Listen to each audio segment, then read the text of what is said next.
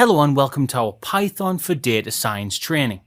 In this course we will learn to use popular Python libraries used for data science such as Pandas, NumPy and Matplotlib, Seaborn, etc. And by the end of this training you will be familiar with the core components of data science such as data cleaning, data visualization and exploratory data analysis.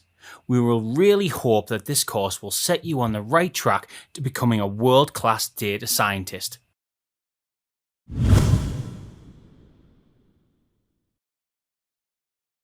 Welcome to the first part of this course. In this section we will be setting up the tools needed for data science, and we will jog our memory by reviewing some of the key components of the Python programming language. So, follow along.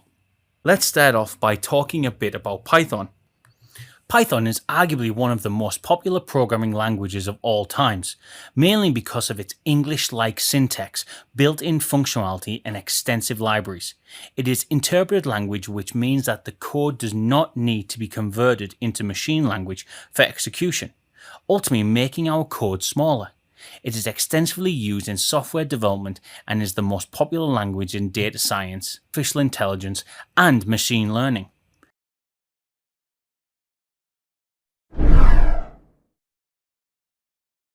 In this course, we'll be working with Python 3. Python 2 is an outdated version of Python and is no longer supported. The following graph shows the popularity of Python 3 versus Python 2 over the last 5 years. And as you can see, Python 2 is hardly in the competition. To install Python in Windows, go to python.org. Click Downloads. Download the latest version of Python 3. At the time of recording this video, the latest version is 3.9.7. Let's download it now. After the installation is finished, open the file. This will open the installation wizard. Make sure that Add Python 3.9 to Path is checked. Click Install now. Wait for the installation to finish. After the setup is finished, type Python in your search bar and click idle, open brackets, Python 3.9 64-bit, close brackets. Python idle will open up. Python idle is an integrated development environment for Python that allows you to create, modify, and execute Python scripts. It also provides features like syntax highlighting and auto-completion. Once Python idle opens up, type print brackets hello, close all brackets, and press enter to execute. You will see the output in the next line. To install Python in Mac, head towards python.org. Click Downloads. Download the latest version of Python 3. Once downloaded, open the file. An installation wizard will open up. Click Continue. Click Continue again and again. Read and accept the license agreement. Click Continue. Next, click Install. You may be required to enter your password. Wait for the installation to finish. If the installation was successful, Python was installed on your machine. To open Python idle, search for idle in your Spotlight and open it. Type print brackets hello world, close brackets, and hit enter to execute it.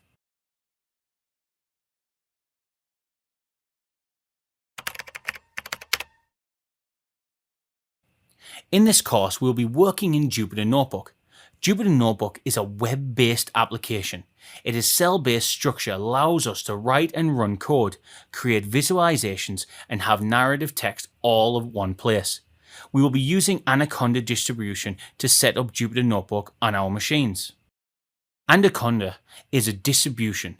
By distribution, we mean that Anaconda is a bundle that contains Python implementations as well as the popular tools and libraries used in data science, such as Jupyter Notebook. It is like all-in-one package. Installing Anaconda will install Jupyter Notebook, Python, and the popular data science libraries like Pandas, NumPy, and Matplotlib, etc. on your machine.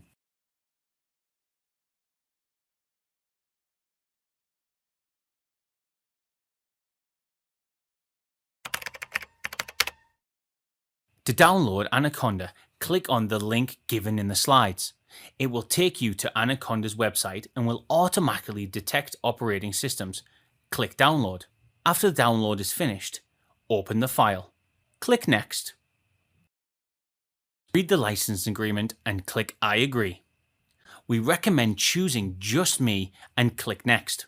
If you want to change destination directory, click Browse and select your destination folder. Then click Next. Click Install. It takes a while to install. Once it is installed, click Next. Click Finish. If the installation was successful, Anaconda will be installed on your machine. To launch Jupyter Notebook, search for Anaconda Navigator in your search bar and open it.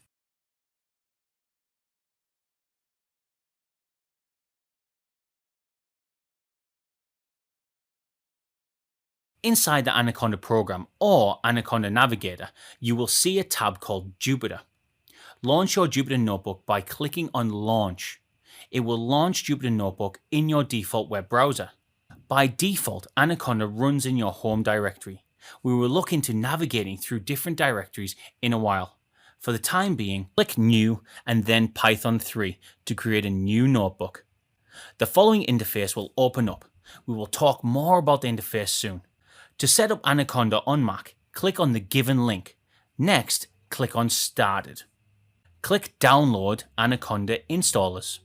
We recommend installing the graphical installer unless you are comfortable with command line. In this tutorial, we will be downloading the graphical installer. Let's click on it. After the download is complete, double-click on the file to start the installation wizard. Click Continue. Read the README file and click Continue. Read the license agreement and click Continue. Select Destination folder and click Continue. Next, click Install. If you would like to install PyCharm on your Mac, you can visit the given link. However, it's not required. Let's click Continue. Once the installation finishes, click Close. If the installation was successful, Anaconda will install on your machine. Search for Anaconda Navigator in your Spotlight and open it. Launch Jupyter Notebook. This will launch Jupyter Notebook in your browser. Create a new notebook by clicking on New and then Python 3. An empty Jupyter Notebook will open in another tab. We will talk more about the interface at a later stage. To set up Anaconda on Ubuntu, open your terminal by pressing Ctrl, Alt, and T. Copy-paste the following command and hit Enter. Next, copy-paste this command and hit Enter again. Next, we move to the Downloads directory by giving the following command. Once in the Downloads directory, copy-paste the following command in your terminal and hit Enter. Next, give the following command and hit Enter. When prompted, hit Enter again. License agreement will now be displayed on your screen. To scroll through license agreement, keep pressing the Enter key. Read the agreement and then type Yes and hit Enter. Press Enter to install Anaconda in the home directory. After a while, Anaconda will be installed on your machine. When asked, do you wish the installer to initialize Anaconda 3 by running conda init? Type Yes and hit Enter. After the installation is successfully finished, restart your terminal. You will now see base written before your directory name. This is the command line interface for Anaconda, which runs on the Ubuntu terminal. To launch Jupyter Notebook, type Jupyter Notebook without the quotation marks and hit Enter. This will launch Jupyter Notebook in your default browser. To create a new Jupyter Notebook, click on New and then Python 3. An empty Jupyter Notebook will open in another tab. We will talk more about the interface soon. And now on to the next lecture.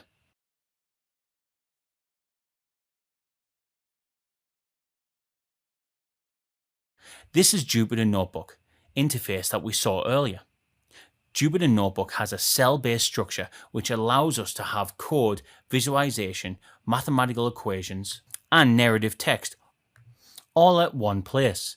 You can have as many cells as we want. For the time being, let's just stick to writing Python code in Jupyter Notebook.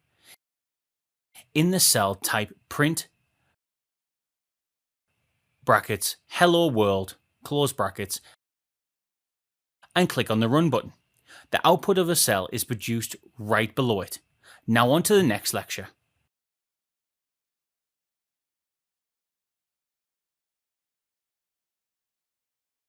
Next, we will have a look at managing directories in Jupyter Notebook. To open Jupyter Notebook in a particular directory, copy the path of that directory. In your search bar, type Anaconda prompt and open it. Anaconda prompt is the command line interface for Anaconda. This will open Anaconda prompt in your Windows directory. If your desired directory is in a different drive, you need to first change the drive. In this case, we want to move to drive D. We type D and hit enter. Note that Anaconda prompt is not case sensitive. Next, to move to the desired directory inside the D drive, we give the command cd and then paste the path that we had copied earlier. Hit enter. Finally, to launch Jupyter Notebook, type Jupyter Notebook without quotation marks and hit enter. After a while, Jupyter Notebook will open up in your default browser. If you have an existing notebook in your directory, you can open it by clicking on it. Otherwise, you can create a new notebook. Let's click on this hello.ipynb to open it. Our hello.ipynb contains just one line of code, a print statement. To open Jupyter Notebook in a specific directory in Mac, open the directory in Terminal. Type Jupyter Notebook without the quotation marks and hit enter. After some time, Jupyter Notebook will launch in your browser.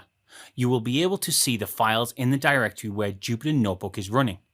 In this case, we have one notebook called hello.ipynb.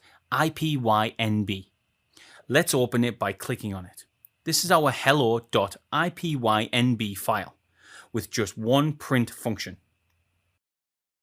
Now onto the Ubuntu operating system. To open Jupyter Notebook in a particular directory, open that directory in the terminal by right-clicking and selecting Open in Terminal. Type Jupyter Notebook without quotation marks and hit enter. It takes a while to launch Jupyter Notebook. After some time, Jupyter Notebook will launch in your default browser. As you can see, we already have a notebook called hello.ipynb. Let's open it by clicking on it. And here you go. Hello.ipynb contains a single line of code, a simple print function. That was all for managing directories in Jupyter Notebook. And now on to the next lecture.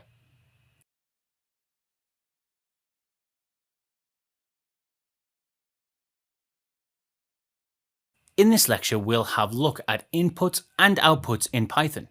To print something on the screen, we use the print function. To print a message, we pass it to the print function as a string. Let's print a simple hello world message on screen.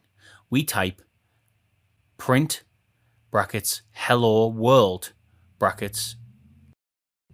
Let's select this cell and click on the run button to execute it.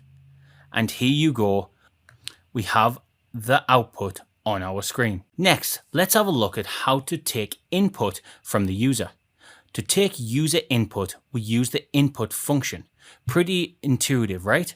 Let's see it in action. Let's take input from the user by asking about their name. We will create a variable. We call it name, and then name equals input brackets enter your name, close all brackets. In the next line, we print what the user has entered. So we say print brackets welcome, comma, name, close all brackets. We select this cell and run it. Let's enter some name here. I will enter James and hit enter. And there you go. We see the output on the screen. Time for a small quiz. Which of the following is the correct syntax for the input function? If you choose B, your answer is correct.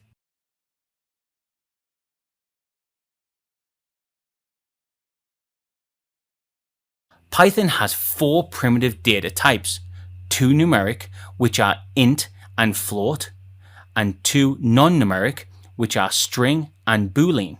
Python also has some built-in data structures or non-primitive data type, including lists, dictionaries, and tuples. Let's quickly revise the primitive data types. An int is an integer or whole number. A float is a decimal point number. A string is a sequence of characters which can be any combination of letters, numbers, white spaces, and special characters. A bool is either true or false. To get the data type of a value in Python, we use the type function. It returns us the data type of a value which can then be printed on screen using the print function. And now on to the next lecture, in which we'll go through the variables in Python.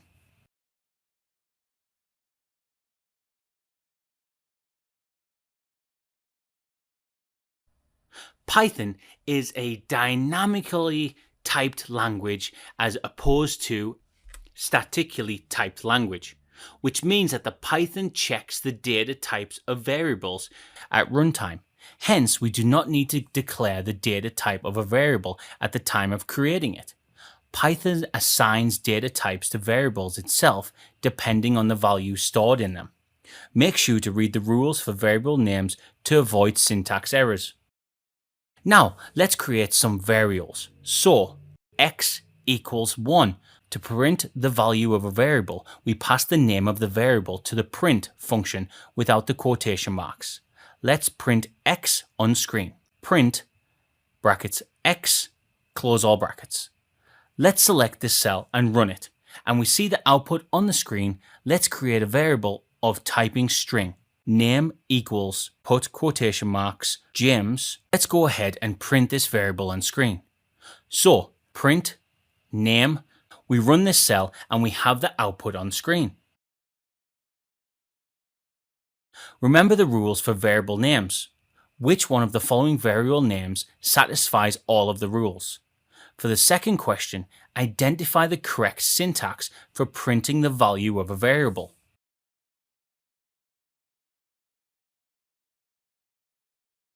The correct variable name is _name, and the correct syntax is option D. Recall that we do not put quotation marks when printing a variable.